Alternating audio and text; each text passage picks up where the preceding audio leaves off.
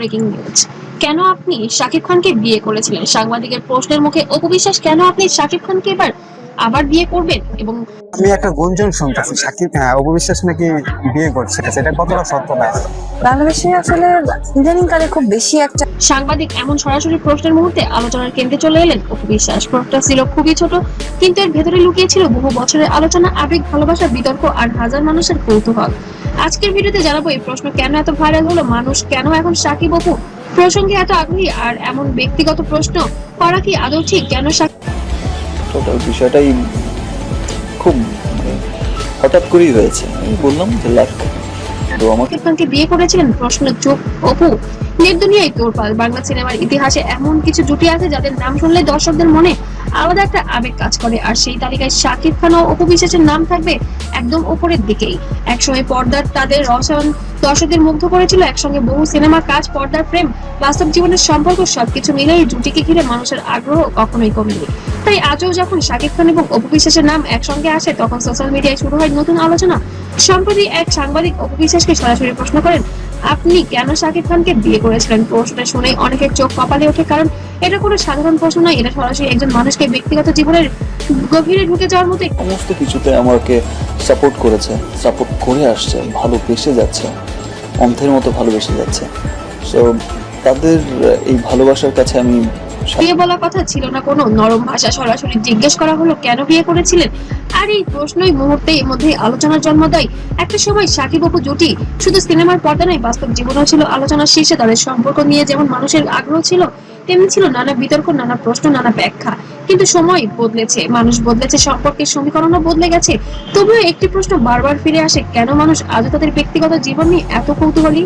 একজন শিল্পী যখন ক্যামেরার সামনে থাকেন, তখন কি তার ব্যক্তিগত জীবনে সবার প্রশ্নে বিষয় ভালো সিদ্ধান্ত ছিল জীবনে নাকি টার্নিং পয়েন্ট ছিল? না, টার্নিং কেন হবে? বিয়ে তো ভুল ছিল, ছোট বয়সে করেছি, তো এটা আসলে ভুল ছিল। আমার অভিজ্ঞতা থেকে এটুকু মেসেজ দিতে চাই, ম্যাচুরিটি না আসলে কোনো মেয়ের বিয়ে করা উচিত না। হয়ে যায়, নাকি ব্যক্তিগত বিষয় ব্যক্তিগতই থাকা উচিত? এই প্রশ্নটাই এখন বড় হয়ে উঠেছে। এই ঘটনার পর সোশ্যাল মিডিয়ায় দুই ধরনের প্রতিক্রিয়া দেখা গেছে।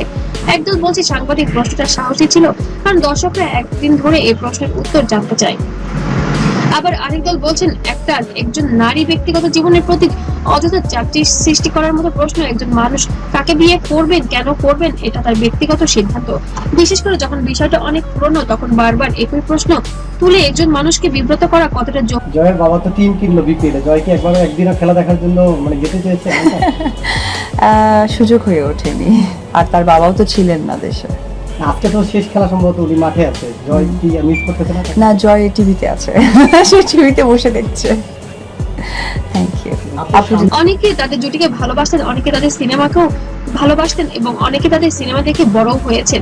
তাই তাদের সম্পর্কের গল্প অনেকেই কাছে ব্যক্তিগত আবেগের মতো।